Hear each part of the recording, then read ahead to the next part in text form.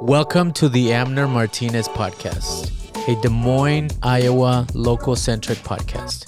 Since 2019, I've had the privilege and honor to speak with local politicians, chefs, musicians, athletes, authors, and more. In the 2025 season, we want you to walk away from this podcast knowing our local people in a different light and seeing them from different angles than you're used to. So stick around for interesting conversations. Welcome back to the Amner Martinez podcast. My next guest is Liz Fleming, aka Liz from Iowa. Look her up on TikTok, look her up on Instagram, just Liz from Iowa. And she is a concerned citizen of the state. And she creates important content, very educational, very fact-based. And she sometimes goes viral. So go check her out. We had a great conversation. She was kind enough to give us time and have a conversation about all things Iowa, all things politics, her point of view. And it turned out to be just what I thought it would be, a great conversation. So hopefully you check this out, share it, comment, and here it is. Where do you put yourself in the, if you had to? Like, yeah, I would. Like, you know, titles and all that stuff kind of are counterproductive it's limiting, sometimes, yeah. right? So I would consider myself to be a leftist. Mm-hmm. So I think that there are solutions that we're ignoring because we think that they're too far left or too radical, like Medicare for all, people having access to universal health care. I think that there's a lot of things that should be more accessible to people, like education. Mm-hmm. And I don't think that a untethered capitalist society is serving anybody well. Mm-hmm. I think when the goal is money and profit at every turn, we lose a little bit of our humanity and like the goal of making people's lives actually better. Mm-hmm. There's a lot of money in politics. Why is that so leftist though, right? I know, it sounds like it'd be like just a regular message, but I think there's like liberals, which is on the left side of things. Uh-huh. And leftist is a little bit more left of that. I think liberals try to like maintain some sort of centricism, whereas I'm like, no, we gotta be a little bit more bold with our ideas. Okay. And that's what the Republicans do well, right? Like they don't care. No, they don't care. They're not trying to please anybody on the left. So Right. And that's why I think one of the things that what's attractive about Kamala is when she was in the Senate grilling, I think Kavanaugh or something. Mm-hmm. And then when she started to run, like it wasn't that person. Mm-hmm. She kind of like lost. So people do like just be real, like just be as real as you can because that's what people connecting want. With people. They want to feel like there's a person in there. Yeah. And politics sometimes kind of takes away that authenticity. Were you a Bernie supporter? I was. Yeah. The second time. Okay. The first time I was a Hillary Clinton girl. I didn't really know much about politics, but I was excited at the prospect of having a female president. And I didn't know much about Bernie Sanders. But second time in 2020, I caucused for Bernie. Became a little bit more aware of the issues and really aligned with what he was speaking. And he's been saying the same thing. He's pretty consistent, right? Yeah. His whole life has been his work of pushing the same message of the working class and fighting against the oligarchy. So he calls himself a socialist democratic, right? Yes. So I always found it funny how why are people so afraid of that word of like socialist? A lot of propaganda, a lot of messaging. Mm-hmm. Are we recording, by the way? Yeah, kind of. Yeah. Okay. Cool. I think people are afraid of the word socialist because we were taught to be afraid of the word socialist. Yeah. A lot of people don't look too far into definitions of words.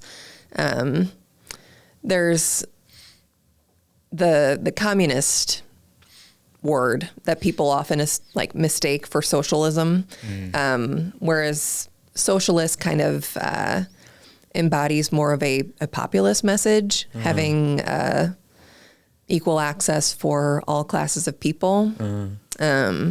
Whereas communism is like the farthest definition of that. And the messaging that we get is like, well, it's a slippery slope. If you start going that way, you're going to slip into communism and everything's going to burn and everything's going to be to shit. But I don't think people think too deeply about the actual definitions. They just go by what is sold to them as far as like fear mongering them into like, is one step away from communism. Right? Well, you think of the Red Scare and McCarthyism back in the day. It was like, oh, we're going to turn in our neighbors who are thinking communist thoughts, or if these people are associated with these people, you can turn them into the FBI and the government.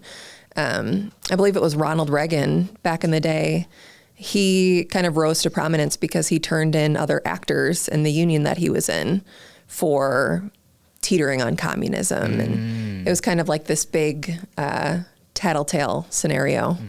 And when there's an enemy or there's a scapegoat, people kind of hitch on and are like, well, I'm not that. I'm definitely turning in people like that. And I'm this. I'm good American capitalist. And, you know, I hate to be completely anti-capitalism because I know some people call me names or whatever, but there has to be an agreement that the current system isn't working well for everybody. And we can't continue on this. It's destroying our planet. It's destroying our economy and our communities. So I don't think it's too out of pocket for people to explore other options or think about other ways that the world could be. So you kind of approach your work with like a very optimistic kind of point of view, right? Like you educate people with your content, and you talk to people that are running, or you kind of confront people that are already in seats that are not doing their job. And so with that in mind, like what is working right now? So like, I know, you know, we're saying that socialism is something that people are afraid of, but don't we kind of somewhat live in a already kind of socialist country? Of course we do. Right? And I think that's what boggles my mind sometimes. It's like, you're already in it in a there are certain elements of it. Right. I mean, when you look at public education, largely that is funded through taxpayer dollars still. I know there are some people who are trying to change that, and we've seen that with the school voucher system that passed in Iowa and other states where they're taking taxpayer money and funneling it to private schools and private education. I think public education, Medicare, Social Security, those are all examples of socialist, quote unquote, ideas that are in practice in America. You look at the mayoral candidate in New York, Zoran Mamdani, he's proposing things like freezing rent. That would be considered a socialist move, and figuring out different ways where people could be able to afford to live in New York City. I think the definition of socialism has become anything that would benefit the people but potentially hurt the billionaires. And the United States is very good at protecting billionaires and putting their needs before anything. Well, farmers get also some... you bet they do. Right? So like that is... so if you're a farmer and you're like scared of socialism, or, you know, you think that you're not benefiting from it, as you get, what do you call those? Like subsidies? Subsidies. They get money from the government, right, to sell their crops. That's another program, right? Like that's, of course it is. That would be considered socialism. Yeah. But there is a stance where it's like, well, it's when I do it, it's okay. When we do it, it's okay. It's those lazy other people or those other people who get benefits. They don't deserve it. It's like a deserving factor. And it's like for me, but not for you. Well, something to think about for a lot of people, because, you know, the roads, right? Like hospitals, schools, we contribute in our paychecks every week. To as often as they'll have it. To state, federal governments. So I guess that's kind of how I see how it works. It's like I'm contributing, and then that's why there's good roads and there's lights and there's there are a lot of public hospitals. goods that can be propped up with our tax dollars or can be made possible with our tax dollars.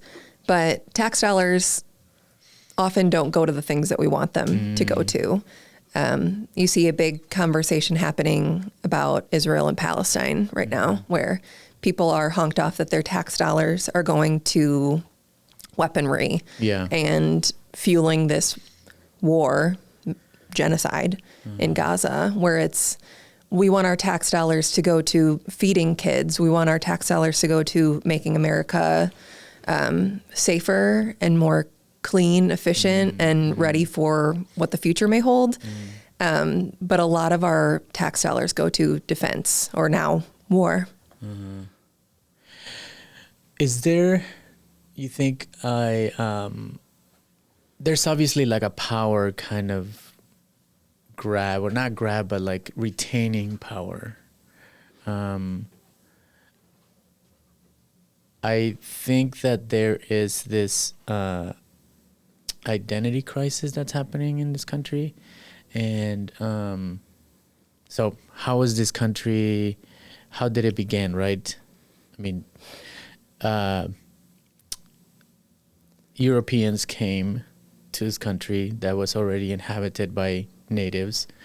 So we have native people here, Anglo-European, and then which they brought African and now African Americans, Chinese that build railroads, and Mexicans from the Southwest, or there's a big chunk of Mexico, California, Texas.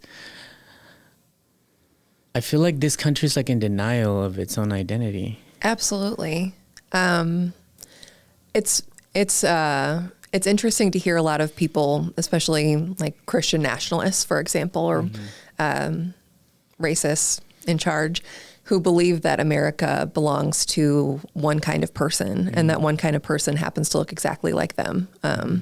White, Christian, nationalist people. But it absolutely does deny the absolute fact that there were people living here for a very long time before European settlers even stepped foot here. And that there were civilizations in the Americas that were living for thousands of years.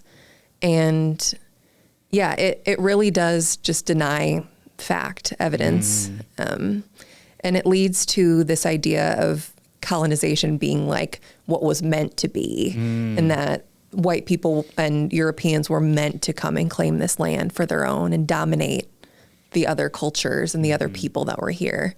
And it's uncomfortable to acknowledge, and I understand that people might not want to face that fact, but we can't live in an alternate reality. We live in this reality. And America has always been a melting pot, as people say. If you ask anybody where their ancestors came from, they'll proudly say, well, mine were Irish immigrants during the potato famine, and they came over and they did this. And it's like, yeah, you don't think everyone else has ancestry of a similar accord, coming from different places. Yeah. It's disheartening, and it's also just the opposite of what America claims to stand for.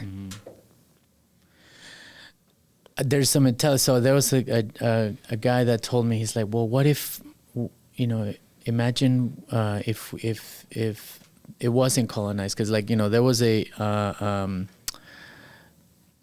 characterization of like savagery, right? Like savages and natives here, right? Or all Americas.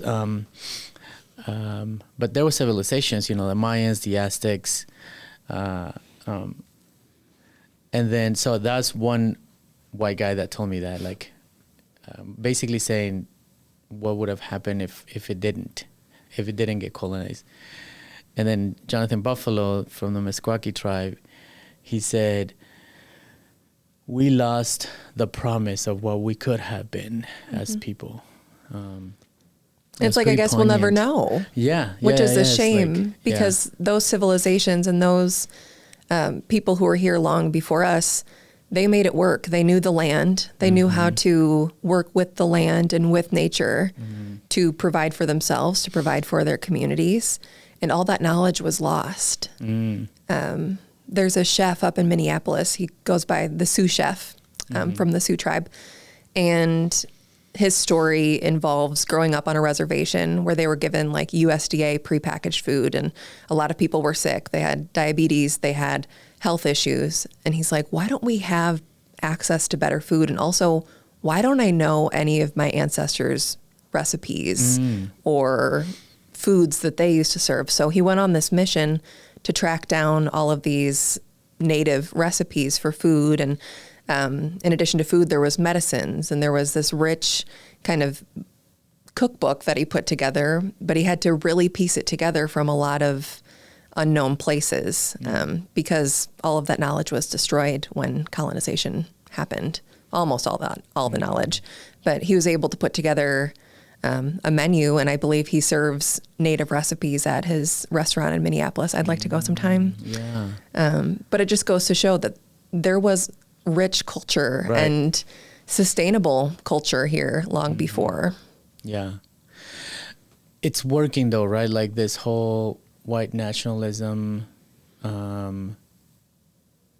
it's working, right? Like I think there's a lot of youth right now, especially young white men that are like buying into this, this is our country. I mean, I guess I see it on social media. Yeah. I mean, I think we see it in the White House these days. Right. And I think it goes back to what you said about an identity crisis. For some people, their identity is their skin color,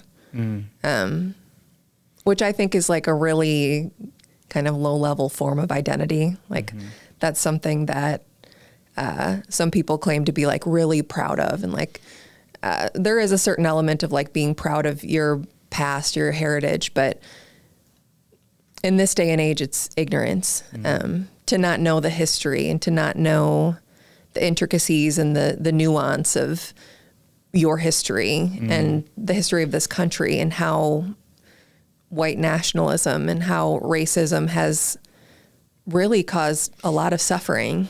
It's ignorance to tie your identity to a skin color and to be associated with people like the Proud Boys or Nazis.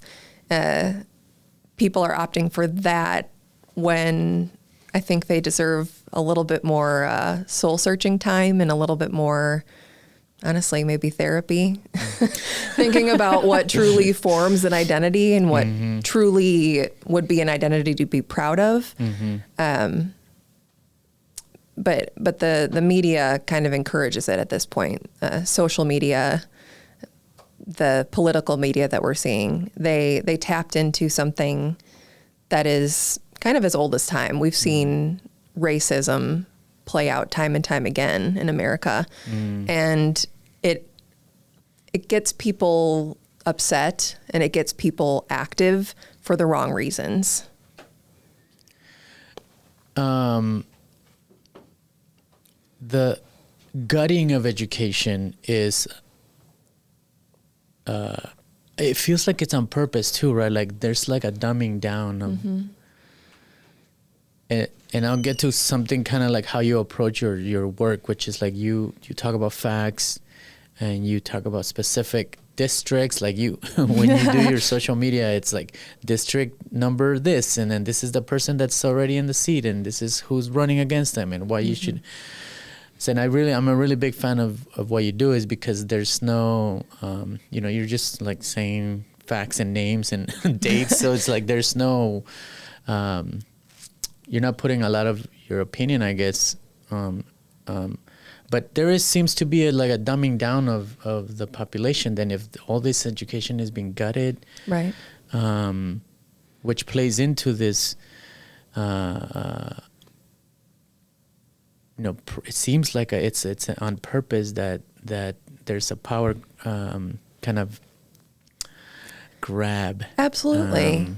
Authoritarians hate an educated public. An uneducated public is easier to control. People don't have as many opportunities. They are more desperate and, like I said, easier to get in line. You take a look at states like Iowa, where we used to boast about being one of the top states in the nation for education, for public education. The state quarter of Iowa has an ode to education and talks about how important that was to us. And I remember growing up in Iowa, and we would take our Iowa test of basic skills, and our teachers would applaud us. And they're like, Iowa had some of the best test scores. And it was like this big point of pride for education. And flash forward 20 years, and we're sitting with the state legislature that is passing voucher bills, attacking teachers, banning books. It's nothing that history hasn't seen before. We saw this in 1930s Germany, unfortunately. Germany was considered to be a very advanced academic and advanced educational country at the time.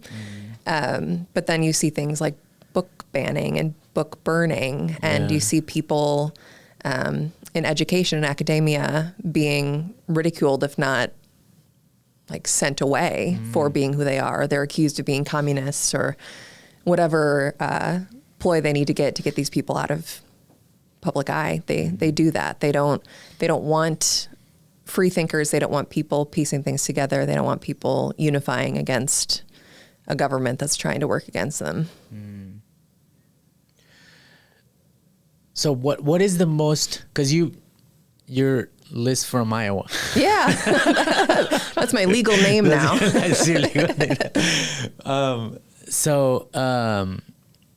What is the biggest thing that you think Iowans should be worried about? I think Iowans, less than, short of being worried, I think people need to be aware. And that's kind of been what has fueled me the past few years.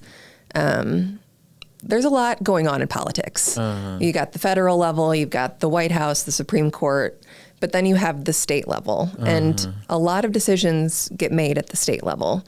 And a lot of people don't pay attention to state level elections because they're not as sexy. You don't get ads for the person running to represent you in the county. Right. But at the state house, we have seen this really extreme turn towards right-wing beliefs. I spent a lot of time up at the Capitol. I moved from Dubuque to Des Moines in 2022, and I started posting more about politics. And then, of course, you show up to protests at the Capitol when they're doing things like stripping away abortion rights or trans civil rights, and you see how things function there.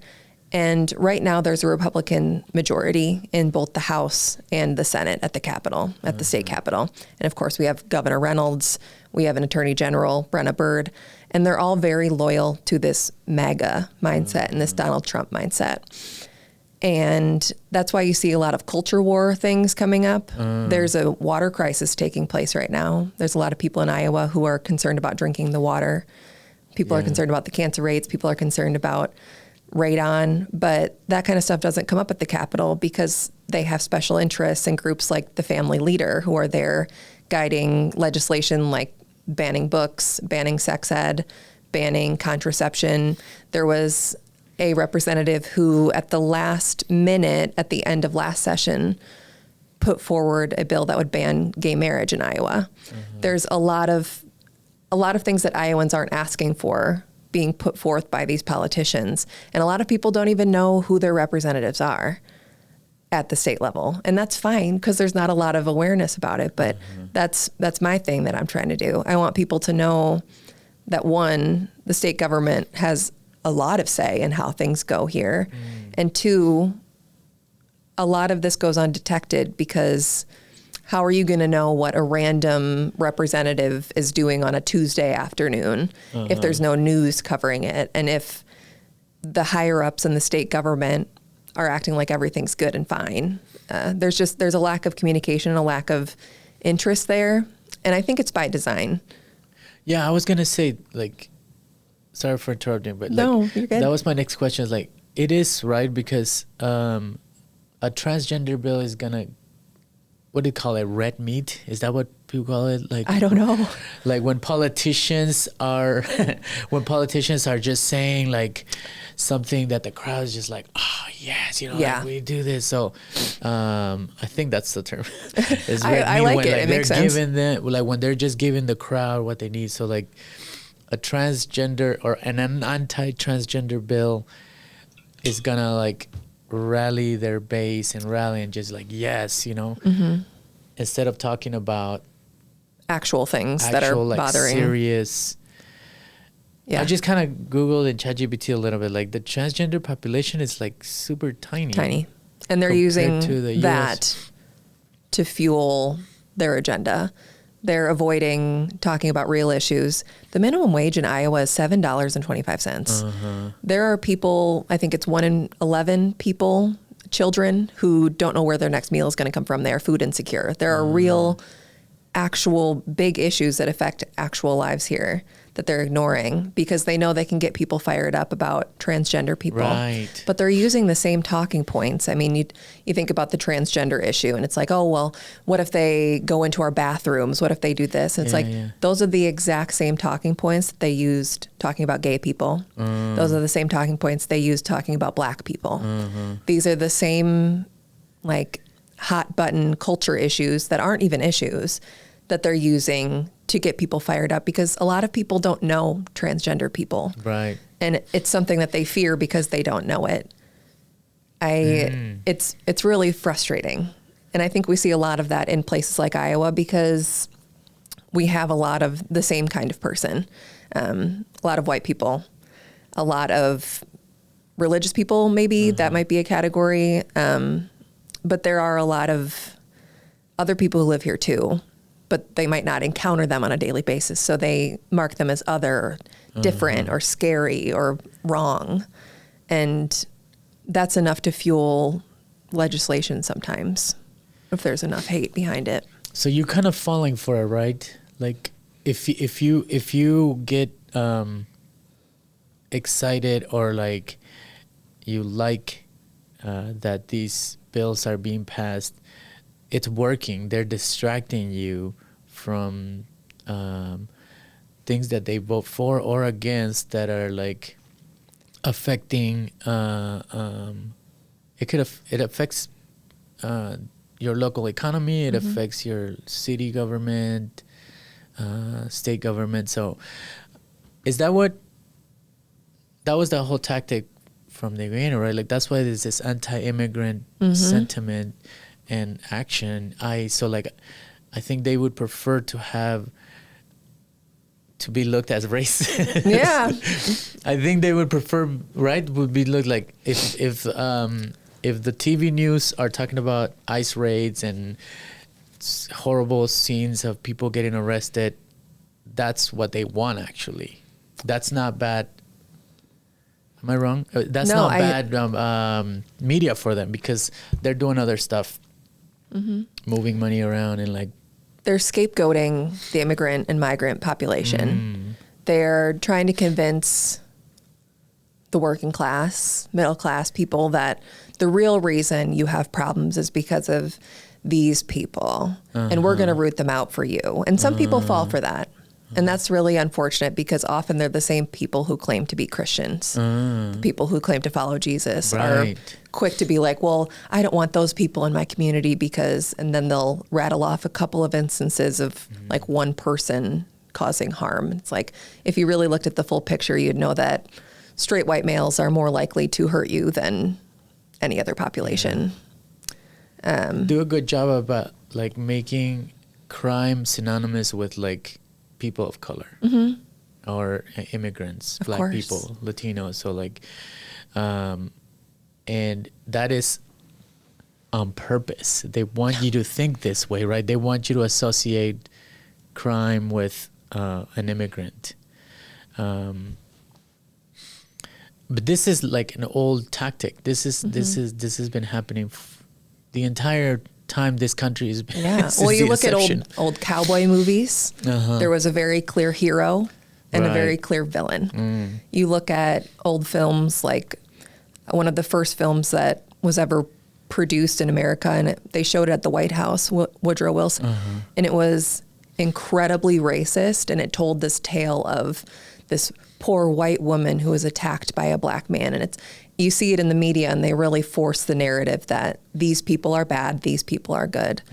And we've seen it for 100 years now play out in the media. And it definitely informs what people think, because like I said, a lot of people don't live in a lot of people in Iowa don't live in communities where they're encountering different types of people. Yeah. So what they think is their experience is actually something that was portrayed on media for them. Yeah, it's a whole global thing, by the way, and I think it's important for like United States white Anglo-European Americans to like realize that racism is a global problem. Like it's not singular to the U.S., right? So that's something to understand, because why would any white person want to be like, well, I don't want to carry this guilt, right? Right. Like, I mean, you're white. Yeah. I am really. How does it, right? Like, nobody would be like, well, I didn't do that. That was 100, 200 years ago. You know, I think for me, of course, when I'm younger and I'm hearing things and learning about slavery, for instance, it's like, well, I didn't do that. Yeah. But you feel this sense of discomfort where it's like, but my ancestors were in that. And like, that's something that definitely happened. And for me, my worldview is I'm not just like a single instance. I am part of history. I'm part of humanity. And to completely disregard the past because it's uncomfortable when it truly does inform the present moment would be irresponsible for me. I'm white, but I understand the context in which I live. I understand that my ancestors came here to a land called Iowa, which was occupied by the Iowa people and other tribes. And I understand the history of the United States. I know that it wasn't just, these nice people came on boats and they made friends with the natives, and eventually the natives just kind of disappeared. And I understand the history, and I understand the reason I'm here. And although that doesn't make me feel good, it's real and it's context, and it gives me a sense of my place in the world, that I'm a part of this. I'm not ruling over anybody. I'm not better or worse than anybody, but I'm in this moment. And I think it would be incredibly irresponsible as a person to ignore that and to not try to make things better, or at least more unified with others. And I think I don't think that there should be any guilt carry, right? Like it's just an acknowledgement. Like you just got to be aware of it. Yeah. Like we all have our prejudice, right? Like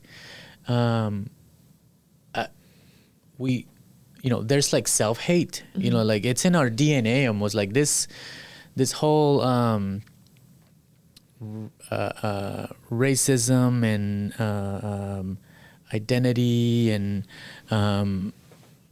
it's been happening for maybe thousands of years, that like we kind of breathe this thing, like there's this gal that I know from Colombia. She's very Anglo-European blood, and she told me once that she was afraid of black people from Colombia, right?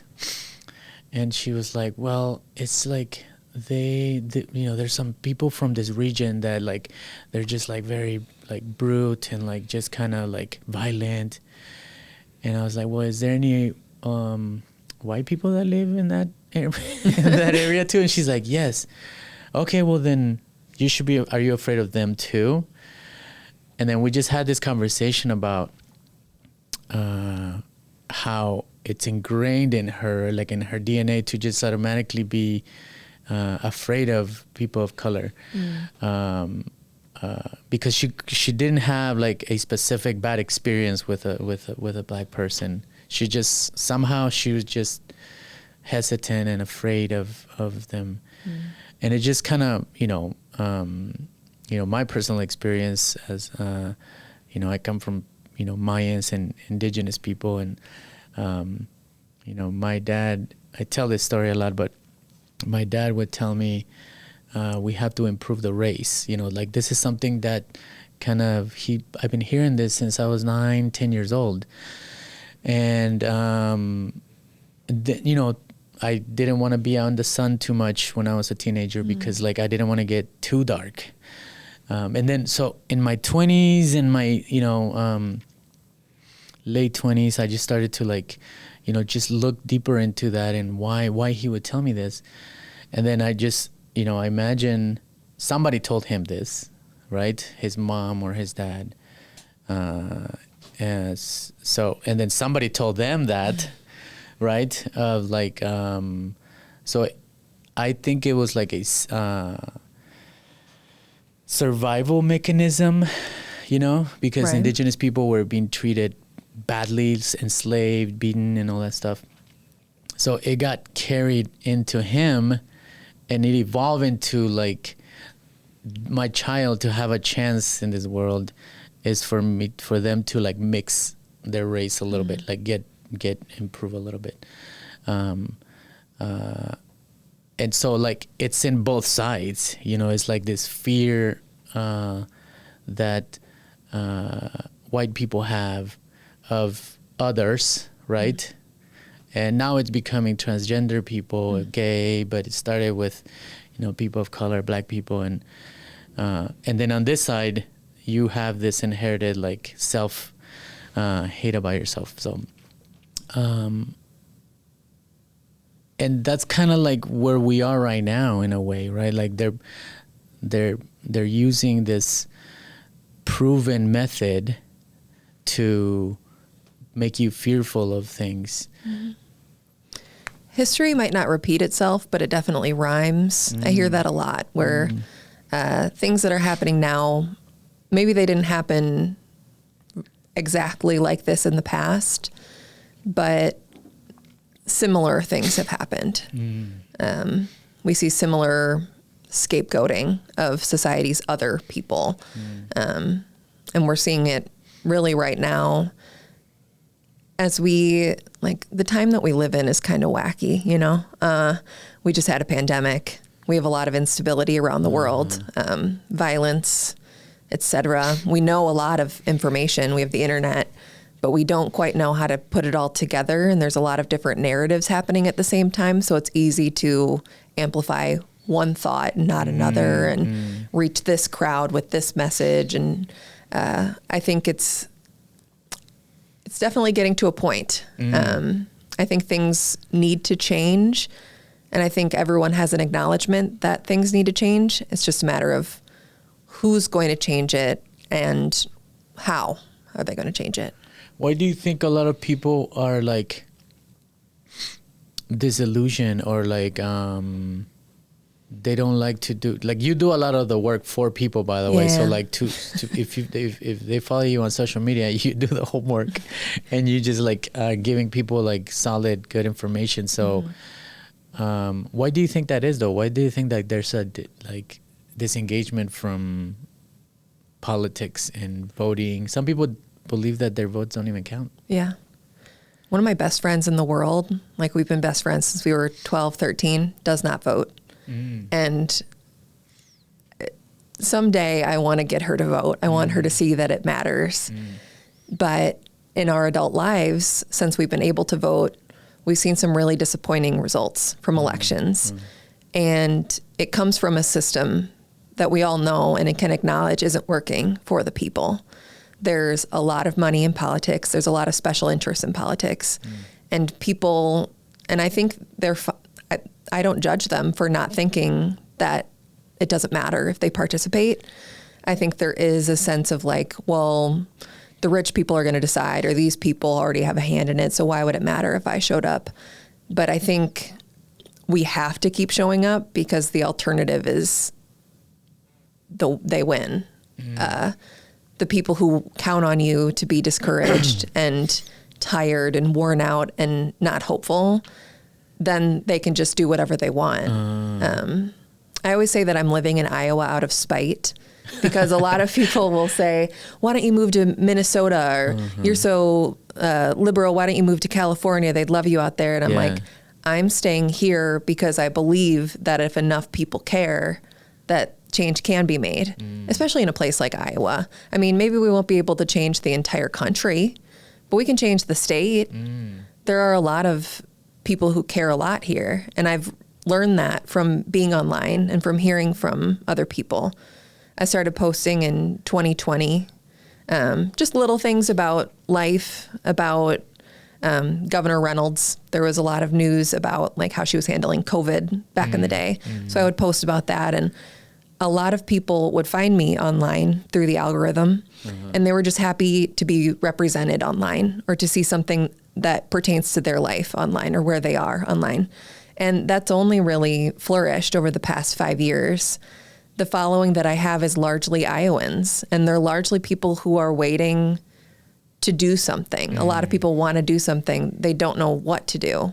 So I try to fill that gap by giving them the information they need to make informed choices at the ballot box, and to also get involved around the state, because there are people doing things. We just need to find one another and connect and be a powerful force. So I've been in Iowa since 95. So I've been in Iowa for longer than I've ever lived anywhere. Almost as long as me. I was born in 94. There you go. See? So that makes me feel really old too. Sorry. I know. Lately, I've been talking to a lot of people born after 2000, and I'm like, oh, I guess you guys are adults now. Yeah. So I remember like that it was like a swing state, right? Like it wasn't that long ago where Iowa was very like thoughtful about their vote, and you know, in the last few years, if you ask me, I'm like, well, this is a red state now. But you and Sarah, that's not what you guys are saying. You guys are saying that it's not what it seems. Tell us a little bit more about what you think, like where we are right now as far as like the chances and the that Iowa has to like turn things around a little bit. So my first memory of anything political in Iowa was attending an Al Gore rally back in 2000 with my parents. And that was my first like toe in the water of seeing what this was all about. And I remember feeling really like at home, knowing that there were people, neighbors, people from my community at this thing waiting to hear from somebody who wanted to make a difference in the country, who wanted to lead the country and wanted to do the right thing. And when I was finally able to vote, I was able to vote in the 2012 election of Barack Obama. And Iowa carried Barack Obama in 2008 and 2012. Right. We're not allergic to voting for a Democrat and electing a Democrat as president. But what we've seen over the past couple election cycles is people really excited about Donald Trump and not very excited about other candidates. I truly think that Donald Trump is kind of a mirror of society. People are fed up. People are discontent with how the system currently is. And that's when you see people voting for people who want to break the system. Iowa is really in thirds, right? There's like a third Republicans, a third Democrats, and a third independents. At least that's what it's been historically. The independent voters are swinging to the right because there's someone telling them, hey, we can actually do something. We can break this system that hasn't been good to you. We can do this. And it's really fired people up. Whereas people are not as excited about the status quo, voting for a Democrat who's going to kind of keep things the same. Right. There's also the element of sexism. People didn't vote for Hillary Clinton in 2016 because she was a woman. Right. People didn't vote for Kamala Harris in 2024 because she is a woman and she is a woman of color. Right. That would be completely unrealistic to not account for that because people are sexist and people are racist. But I know that there are good people in Iowa who want good things for one another and for the country. I know that because I go back home to Dubuque and I talk to my parents. I talk to my aunts and uncles, my family, my friends, their families. And nobody is hoping for bad things for others. Nobody is hoping for mass deportation. If they are, I wouldn't really be friends with them. But it's kind of become this one thing or the other. It's like you can either go far right, and people didn't actually think that Donald Trump would do the things that he's doing, which is a mistake, or you can stick with the status quo, and people didn't want to stick with the status quo. I think Democrats and progressives have their work cut out for them in a place like Iowa, because there is this attitude of they don't do anything. They're not going to do this. And that's a challenge. They need to change that. They need to offer a better solution. They need to compete. They need to stand up for working people instead of just letting the Republican or MAGA narratives lead the way. Right. Yeah, because that's one thing that the Republicans and MAGA have done well, right? Like, we're going to fight and and then the Democrats don't seem to have that fighting or fighter spirit. At least they haven't showed it. They're trying to be too dignified. They're trying to be, well, we don't want to hurt anybody. We don't want to ruffle any feathers. And it's like, we're going to need to ruffle some feathers to get something. Who cares? People might respond really well or positively to someone on the left who is at least willing to change things for them instead of maintaining status quo. So I think the next Democrat who wins a presidential election, hopefully if we have one, I don't feel good about Donald Trump. No, it sounds ridiculous, right? It's so crazy. But right now everyone is like, will we even be given the chance? But I think if we do get a chance, I think we're going to have to rebuild our political system. And I hope it's by the hands of somebody who does it thoughtfully and is really of the people. So you talk to a lot of people that are running for state senate? Yeah, I talk to people who are running for U.S. Senate, state Senate, House, all over the place, city council. So now that Joni Ernst is not running, Kim Reynolds is not running, who else? Like, what do you see? Do you think that there's some chance for somebody to Absolutely. take I think from what I know about the political system as it is, someone like Kim Reynolds, they crunch the numbers against someone like Rob Sand, who is the Democratic assumed nominee for governor. And there are analysts behind the scenes who are like, Kim Reynolds wouldn't win, so she's not running. There are people who crunch the numbers for Joni Ernst too, and we're like, chances aren't so good. So that's when they scrap people like that and pull up, I think it's Ashley Hinson, who they're going to run in Joni Ernst's seat. It shows a vulnerability in the Iowa Republican Party. I think they've gotten by on the coattails of MAGA and Donald Trump, but they're still running deeply unpopular candidates, or not running them because they do the math. But we can only go up. So you think it's just a math thing that they're not running? I think it's a math thing, and I think it's also public opinion. There are ratings for governors that come out year over year, and Kim Reynolds has been at the bottom of that list time and time again. There are things like Joni Ernst's viral, well, we all are going to die video that really informs people's opinion of her, and people don't forget sound bites like that. And then there's other encounters, like at the fair, there were other people taking videos with Joni Ernst just being really cold. There's also the element of midterm elections. They typically go the other way. So whoever's in power, people tend to vote for the other party, which I hope is the case. I think people are seeing what's happening in Washington, D.C. right now, and they're not pleased. So if there's ever a condition that's right for Iowa Democrats to win a couple seats, it's going to be 2026. Yeah. Do you talk to a lot of people that are like that regret their vote for like Trump?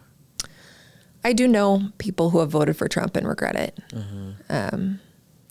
Whether it was in 2016 or 2020 or even 2024. Although I will say, I think a lot of Trump voters know that they don't want to tell me who they voted for. If they do, it's like behind an anonymous account on TikTok, like a user number 555, whatever. But there's there's less of an excitement around the MAGA movement these days. You see less of those dumb red hats and those signs out because I think people are aware that what they voted for is harming people. And there are some people who double down, who are like, yeah, this is what I voted for. But there are some people who will just kind of fade quietly and not really say a word about it. Who are you urging more to take action? Because like it's easy to me is to talk to people that are like-minded that are already thinking about you, right? I'm assuming that is there somebody that what audience are you trying to reach? Right. I guess.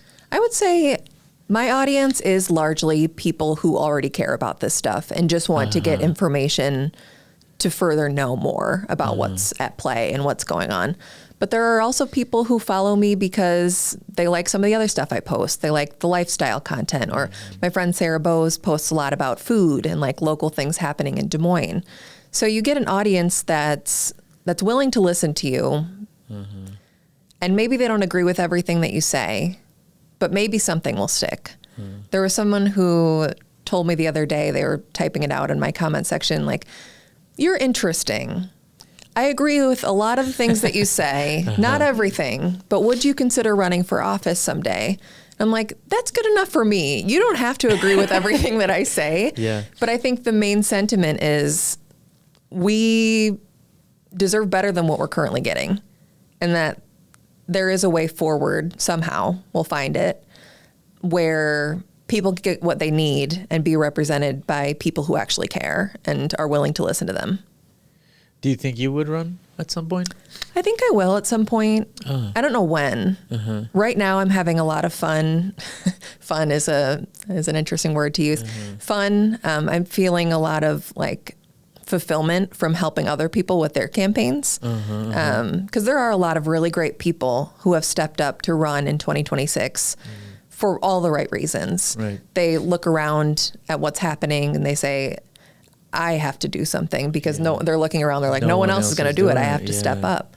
And I'm so happy to empower them and to give them a little amplification because sometimes that's all it takes is just knowing who's running and giving people an opportunity to support them and work with them. I always like to kind of talk to the people or like at least, you know, however many people listen. It's like the people that are a little bit more in the center and leaning a little bit more right, because I feel like there's a section of people that kind of want to, you know, they're like, I don't know if I like all this stuff that's happening. It's starting to get a little dangerous, right? Like the fact that there's even a talk about Trump running again, that's just super strange and very dangerous. What would you say to like a voter like that is a little bit, you know, very center, but maybe leans a little bit to the right? I think what I would be able to say to them, if all conditions are right, is there is a better option. I think when people look at both parties and they assume that they're both the same, they're going to go for the louder one, or they're going to go for the person who's promising more, even if it's bullshit. Yeah. But if there is an actual strong, viable candidate who's willing to improve people's lives and take necessary steps, bold action, people would be more open to listening to them. Right now, people are like just kind of exhausted with both parts of the process, but there needs to be something different. There needs to be something bold and something that will restore people's faith that something actually can change. I don't have all the answers for it right now, but I do know that there are some really great people stepping up to run in 2026. Hopefully people get their message and are willing to throw their support behind them, because the way we're going right now is not acceptable. It's not going to pan out well, especially if we're looking at 2028 and we have a tyrant running again. For people that think that their vote doesn't count, I think you and Sarah, I saw a video where you guys were talking about a race that was run by like a few hundred votes. Oh yeah. So it still counts, right? Like you should still be engaged. I think that's the important part. And I think where people get a little bit like, oh, my vote doesn't count, is when we get into things like presidential elections and the Electoral College, because that is a sort of election where, well, if you don't win the county or if you don't win the state, then you don't get the electoral votes. I see. But when you look at things like local elections or even the governor's race will come down to literally counting the votes. And there have been quite a few races in Iowa history, recent history, that have been decided by a handful of votes.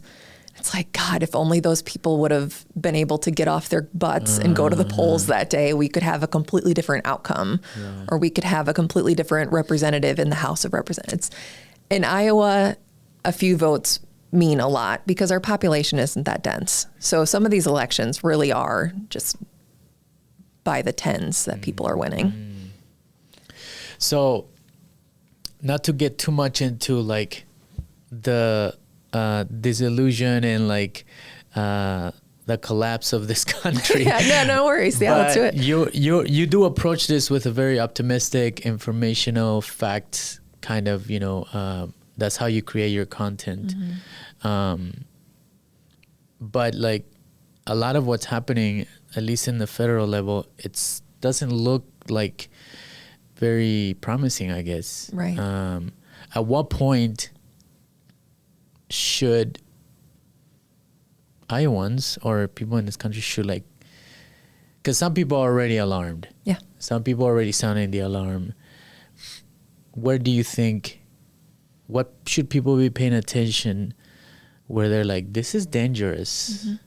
This is dangerous. I think everyone should be alarmed already. I think they should have been alarmed a while ago, especially this year, just seeing how quickly the Trump administration has moved to do really heinous shit.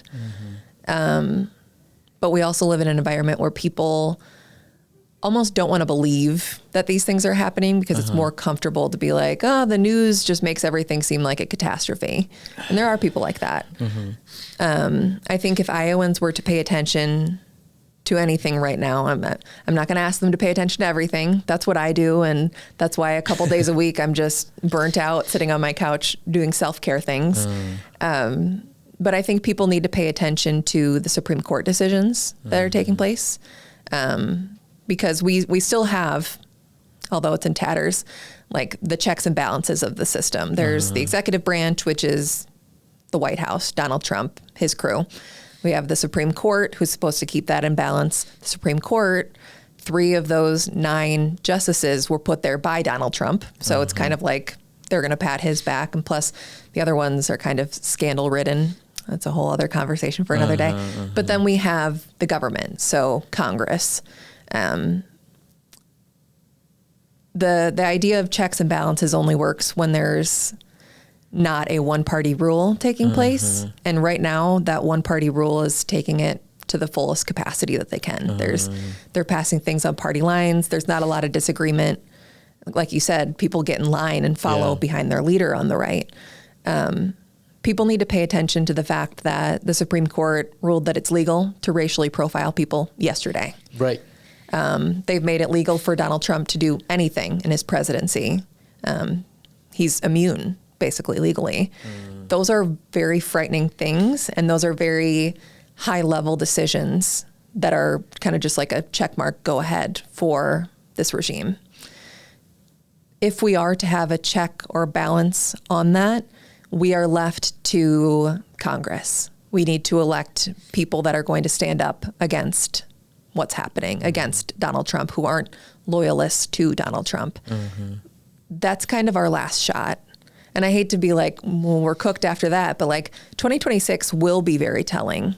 If we are able to elect more Democrats, if they're able to put a check on what Donald Trump is doing, that's kind of the only way forward with the infrastructure that we have. If we were to, say, create an entirely different way of doing government, that's a different story. But right now, we have to work with what we have. Right. And just keep going. The optimism in me is because I know that this can't last forever, that there have been dark moments in history.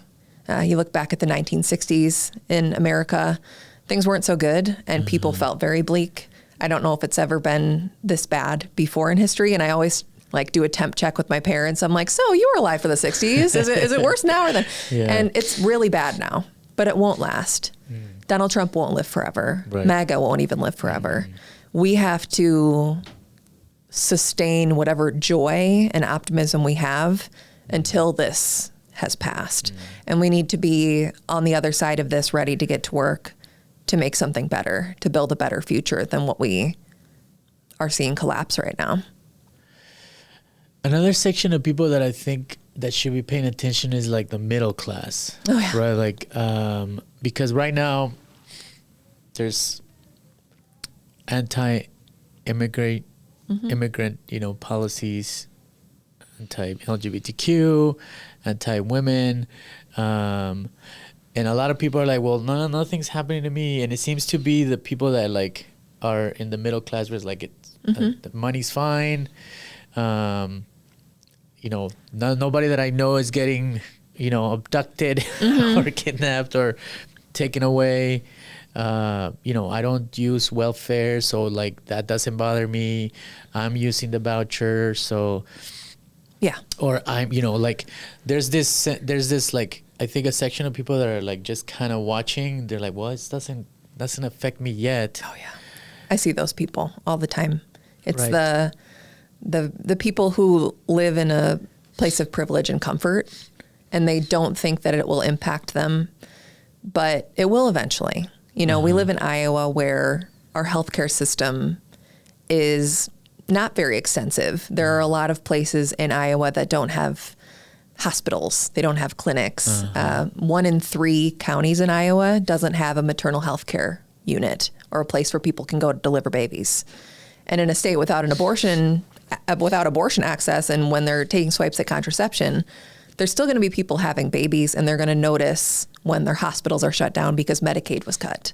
They're going to notice that they can't have access to terminating a pregnancy that could kill them. They're going to notice when their kids get sent to school and their classmates don't have food, don't have access to basic needs being covered.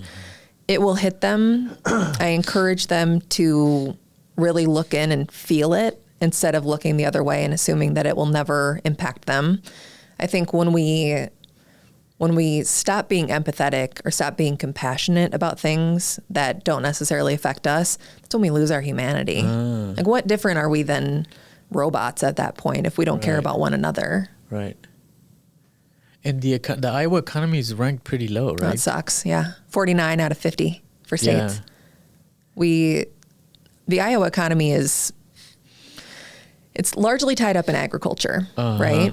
And agriculture is taking a hit right now with the tariffs and with the fact that workforces are dwindling. There's a lot at play, and I don't think the people in charge at the state capitol or at the Capitol in DC, they're really thinking long term and sustainably for Iowa's economy, Iowa's way of life, or many states' way of lives or economy. We have AI taking over, so a lot of people's jobs could be eliminated with the snap of a finger. Yeah. Who's planning ahead for what people are going to do for work, for healthcare access, for being able to pay their rent or mortgage? There's no conversation taking place there, but they are talking about LGBTQ people and immigrants and how badly they're impacting our lives. It's like, no, there's real threats ahead, and no one's looking forward to them. Don't get distracted too much on this. Yeah, quit being distracted by. Yeah, because I mean, at some point, when it hits your pockets, I think that's when people are gonna stop paying attention, and it could be too late. The jobs report just came out, and it was only 22,000 jobs added. I'm in that industry. Yeah. I'm a recruiter. I'm a headhunter. Like, that's scary, Well, it affects everything. If we don't have a good economy, even jobs that seem secure now might not be secure. Right. When there are cuts to government funding, like for the National Institute of Health, one of the biggest employers in Iowa is the University of Iowa Hospitals and Clinics. When there's cuts to research, when there's cuts to funding medical advancements, those jobs go away too. And those those solutions that could have been produced are gutted. Yeah. So it's going to impact everything. And I don't think a lot of people were voting with that in mind in 2024. I think they were hurting, and they thought maybe Donald Trump, the savior, would come in and help them. But it's not that simple, and he's not that giving. Yeah. So we have to live with the choices that were made. Yeah. Well, I think I can talk to you for a very long I time because there's like so know. many things that, you know, that should be discussed, right? Like there's endless things that, but I think the main one is get engaged, right? Like, is that one of, like, what? Yeah. What is the main, like, what do you want people to take away from when they see like your content or when that are? I think when people see my content or interact with me, I want them to know that I'm just a girl. I'm just some gal from Dubuque, Iowa, who started talking about this, and people care enough to participate in the conversation. Mm-hmm. And that's enough. People can join in. People can do exactly what I did and spread more of this messaging. Enthusiasm is contagious. I say that a lot because I've seen it. If I care about something and if I put it out there into the world, someone else might care. Yeah. And that might have a ripple effect. Yeah. And that's kind of what keeps me going. It's like I might be one voice, but I'm amplifying other voices, and hopefully others will catch on. Right. And to be engaged and to be aware, I think that's the first step in changing things. But it's a necessary step. And take action. Go and Take action. And vote. Do the things. Yeah. Yeah. Not just vote, but there are groups every single day outside of election seasons that are making a difference and trying to shape the world that we're trying to see. It's not as easy as just swiping a ballot every 4 years or every 2 years. Yeah. There's work to be done every day. One last question. What would you tell people that have local people, right? Like, well, I'm not talking about celebrities, like local people that have a little bit of a platform that are kind of also just, you know, kind of leaning back and just letting things happen and not engage. How do you approach that? How do you approach, like, or what would you tell people that could be using their voice a little bit? I think I would tell them when I first started creating content, I didn't think that I was going to be doing political work. I've always cared about politics, but I always wanted to just talk about what matters to me. But what I've learned and what I've seen is there's a responsibility that comes with having a platform. You're shaping other people's ideas. You're giving people context to issues that maybe they don't know much about. And in the world that we live in, that's everything. It seems weird to be posting about like fashion or all these cool events happening and ignoring the very existential moment that we're in. I think when people look back at the content that they created or the things that they posted online 50 years from now, I'm going to be, not that I'm like, but like, I'm going to be proud that I was Sure. at least trying. Yeah. And I don't want other people to look back someday and be like, oh, those were really dark times and I didn't do anything. Right. I didn't use my voice or my platform to stand up for other people. That's always a regret. I mean, I look back to when I was in high school and I look around at the memories there and I'm like, there were people around me who were being ridiculed for being gay or being ridiculed for not having the right shoes or being poor. And it's always on my mind how I wish I could go back and change that and go back and be a better person and stand up for people who were incapable or unable to stand up for themselves. That's just kind of at the core of my being. And I never want to live with that regret again. And if I can explain that to someone else who has a platform, that would be ideal. Right. I know it probably won't work every time, but maybe just adding a little bit of context and experience and letting them know what a privilege it is to have a platform and that it is a responsibility to care for other people. And it can't be forced, right? Like, find the right, like, tone almost, right? Like, it doesn't have to be forced or copied or anything. Like, just like dive deep a little bit within yourself and just be like, wait, something's not quite right here, and like what's the way that you can shed light on it at least, right? And you don't have to do everything, right, but you should want to do something, because that's the humanity in us, right? And it's doable because like you balance your content very well. You have different stuff that you do. Thanks. And you approach it with this optimistic. I'm sure there's a lot of work behind it, so I'm not trying to. No. Because but because it is a draining type of work, right? Like it is. I mean, you can be. You're like in front of all the issues, and you're finding out stuff that is kind of horrible, right? Mm-hmm. But there is like a happy kind of medium where you can find. I think people need to start to use that a little bit. Action is the antidote to despair. There are a lot of despairing people right now. But if you can do something and put something in motion, it helps. It helps right here. Awesome. Well, let's leave it at that. We'll have to do like a 2.0. Yeah, we will. I would love to come back. I love being here. Let's do it again sometime next year. Let's do it. So this year, November is City Council. City Council this November. Mm-hmm. And then after that is just next year's midterms. Next year, midterm, governor, Congress, Senate. It's going to be a big year for Iowa. I think there's going to be a lot of eyes on Iowa. Well, thank you for doing the work. And thank you for being one of our podcasters too. Of course, it's the best. We're glad to Thanks have for having you. me. Yes. And we'll have to do it again. Yes. All right. Agreed. Thank you, so Liz, much. And we'll see everybody next time.